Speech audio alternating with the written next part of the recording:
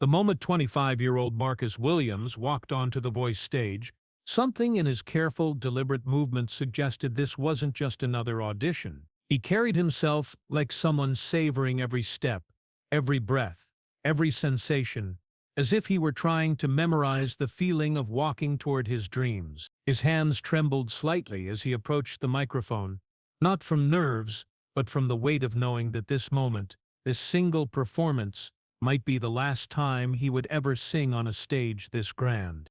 What nobody in that studio knew was that Marcus was racing against time itself, and what was about to happen would prove that some gifts are so precious that losing them can break not just the person who possesses them, but everyone who witnesses their final expression.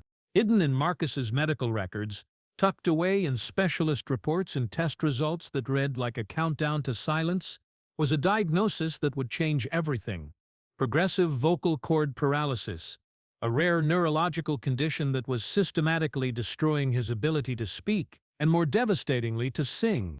Let me take you back to understand how Marcus reached this heartbreaking moment, because his journey to the Voice stage was paved with the kind of cruel irony that makes you question the fairness of the universe. Marcus Williams had been born with what his grandmother called an angel's voice.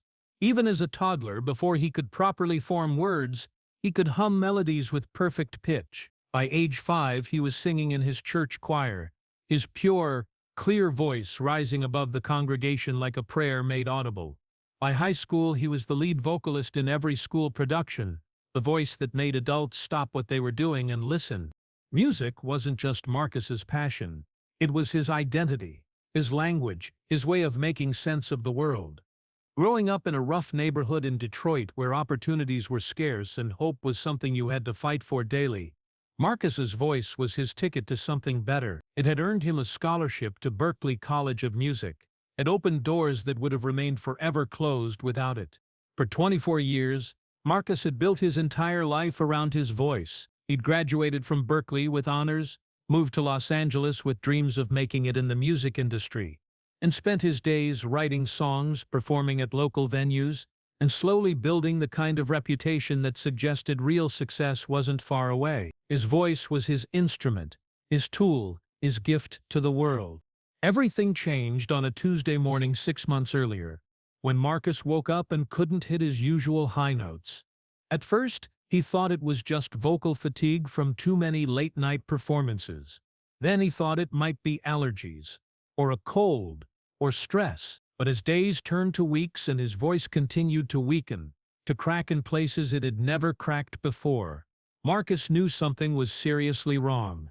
The first doctor told him it was probably just overuse. The second suggested vocal rest.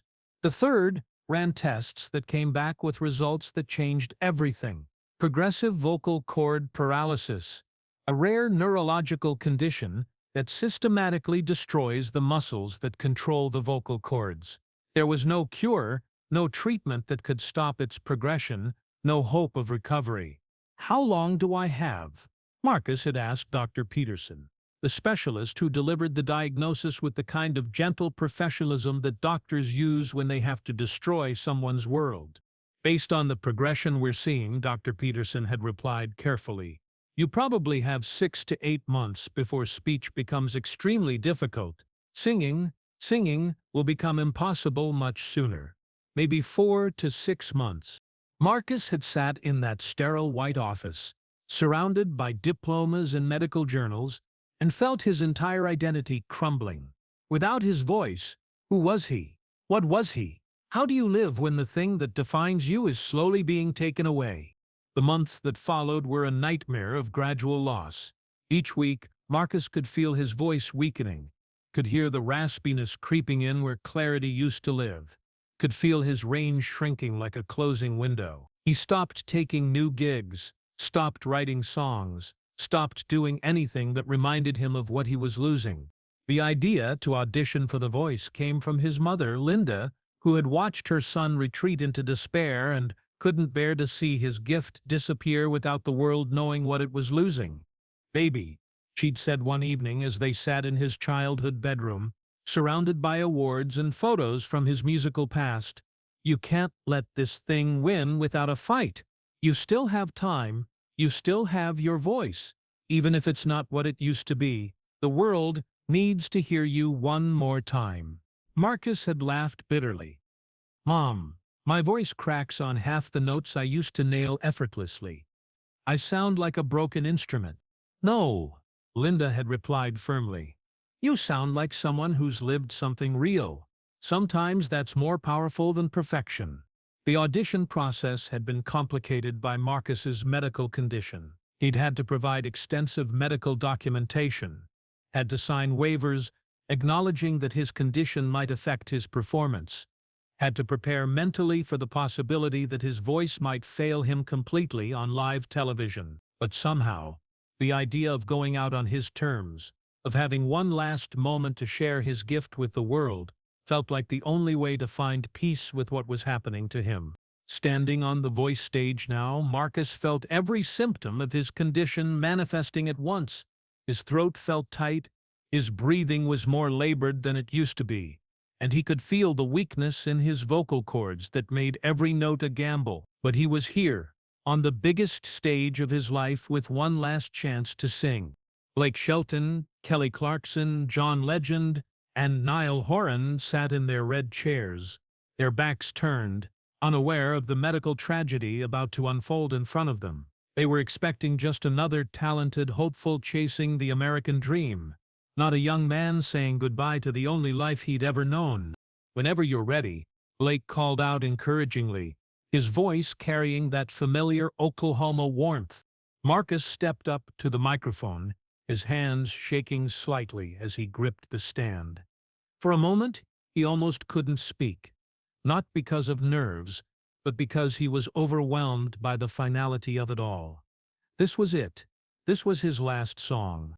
"Before I sing," Marcus said, his voice already showing the raspiness that had become his new normal, "I need to tell you something." The coaches remained in their chairs, but something in his tone made them all lean forward slightly. "6 months ago, I was diagnosed with a condition that's taking away my voice.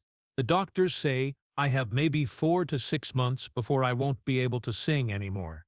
Maybe less before I won't be able to speak at all." The studio fell into stunned silence. This wasn't the kind of introduction they were used to hearing.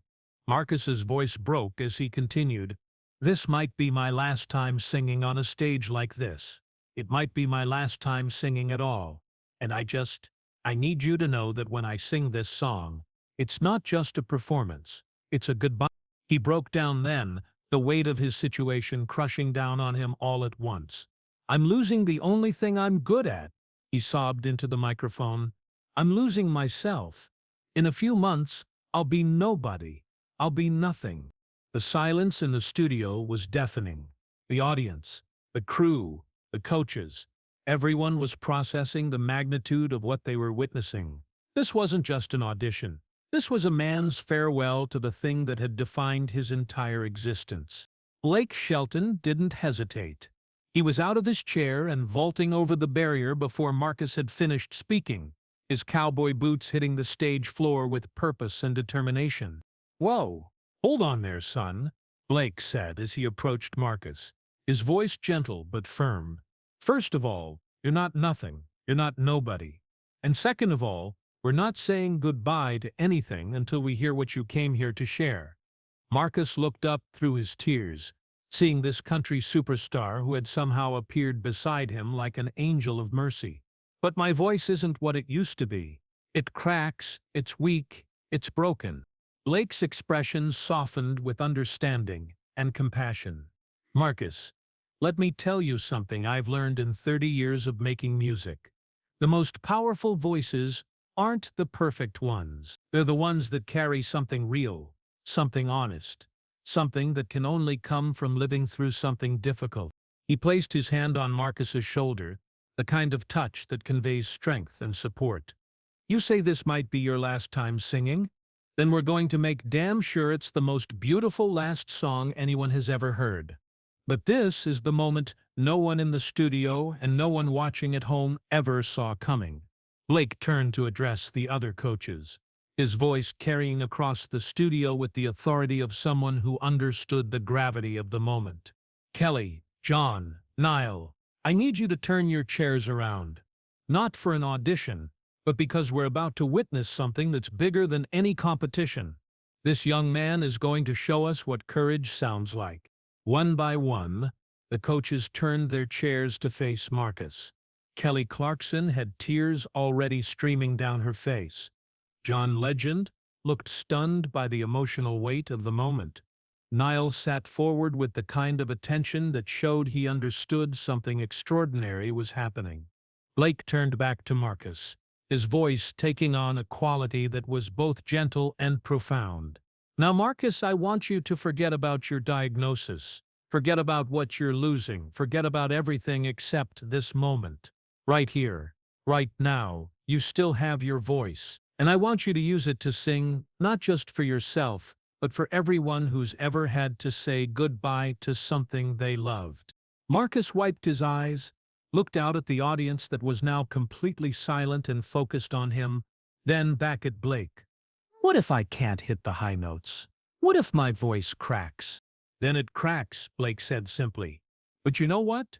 Sometimes the most beautiful music comes from broken instruments. Sometimes the most honest performances come from voices that aren't perfect anymore. Marcus nodded, took a deep breath that filled his lungs with as much air as his compromised breathing would allow, and stepped back up to the microphone. He had chosen My Way by Frank Sinatra, a song that felt like the perfect farewell, a song about living life on your own terms and facing the end with dignity. When Marcus began to sing, something magical happened in that studio. His voice, though changed by his condition, carried an emotional weight that was more powerful than any technical perfection could have been. Yes, it cracked on some of the high notes. Yes, it had a raspiness that hadn't been there a year ago. But it also had something that healthy voices often lack, the profound authenticity that comes from someone who knows they're singing their last song. And now the end is near. And so I faced the final curtain as Marcus sang. Every person in that studio understood they were witnessing something sacred. This wasn't just a performance, it was a man's farewell to the thing that had defined him, a love letter to the gift he was losing, a demonstration of grace under the most devastating circumstances imaginable. When he reached the chorus, "I did it my way," his voice soared with all the strength he had left, pouring every ounce of his remaining vocal ability into those words. The irony wasn't lost on anyone. Marcus really was doing it his way, choosing to share his final song with the world rather than hiding away in shame. When he finished, the silence in the studio was reverent. Then Blake began to applaud, followed by the other coaches, then the entire audience.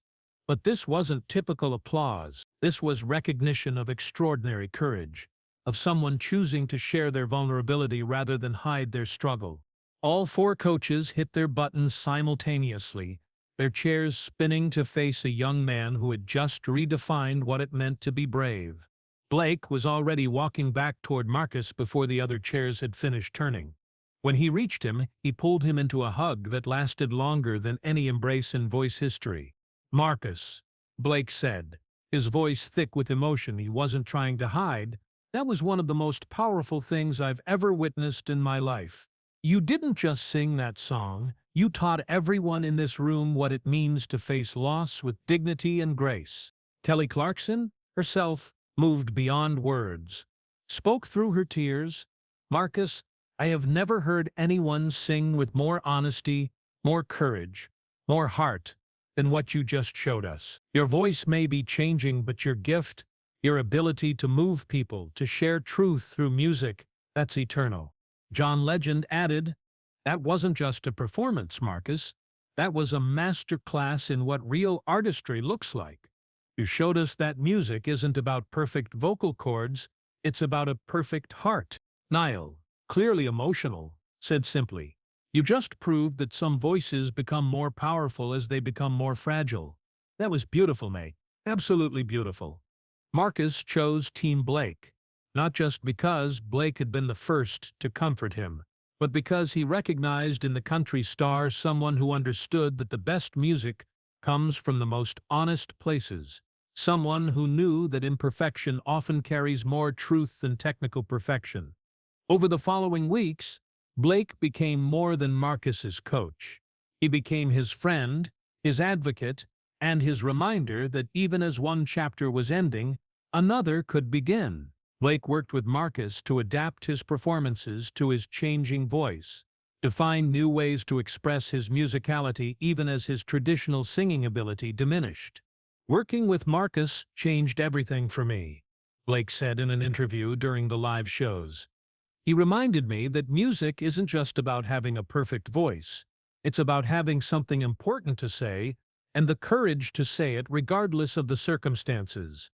Marcus's journey through the competition became a masterclass in resilience, adaptation, and the power of music to transcend physical limitations. His version of "Hurt" by Johnny Cash brought the studio to its feet, his raspier voice adding an authenticity to the pain in the lyrics that a perfect voice never could have achieved. His duet with Blake on "The Dance" became a meditation on whether life's most beautiful moments are worth the pain that follows them. During the finale, Marcus performed an original song he had written about his diagnosis, called "While I Can." As he sang about making the most of every moment, about loving deeply while you still have time, about finding peace with endings, there wasn't a dry eye in the studio. His voice, though weaker than when he'd started the competition, carried a wisdom and authenticity that moved everyone who heard it. Marcus finished third in the competition, but his real victory was already won. He had shown millions of viewers that grace under pressure is possible, that courage can be found in the most devastating circumstances, and that sometimes the most beautiful music comes from broken instruments. In his final performance speech, Marcus's words were clear despite the increasing difficulty he had with speaking. "I want everyone facing something that feels impossible to know that you are more than your worst circumstances. You are more than what you're losing. And even when everything feels like it's ending, you still have the power to choose how your story is told." Blake stood behind him throughout his speech, his hand on Marcus's shoulder, tears streaming down his face, as this 25-year-old man taught the world a lesson about dignity, courage, and finding beauty in endings. Today, Marcus can no longer sing, and his speaking is limited to whispers and careful, deliberate words. But he has found new ways to make music, composing instrumentals, producing for other artists, teaching young musicians about the emotional core of music making. His story continues to inspire people around the world who are facing their own impossible losses. The microphone he used for his final performance on The Voice is now displayed in the Country Music Hall of Fame, not as a symbol of what was lost, but as a reminder of what grace under pressure looks like when someone chooses to share their final gift with the world. Blake Shelton learned something that night that changed his understanding of music forever. "Marcus taught me that the most powerful voices aren't the ones that last the longest. They're the ones that say something important while they still can. Because sometimes the most beautiful songs are sung by voices that are breaking. Sometimes the most powerful performances come from people who know they're running out of time. And sometimes a young man losing his voice can teach the world what it really means to use your voice while you still have it."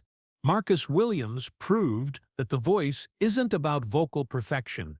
It's about vocal truth, about having something important to say and the courage to say it, even when you know it might be the last time you'll ever be heard.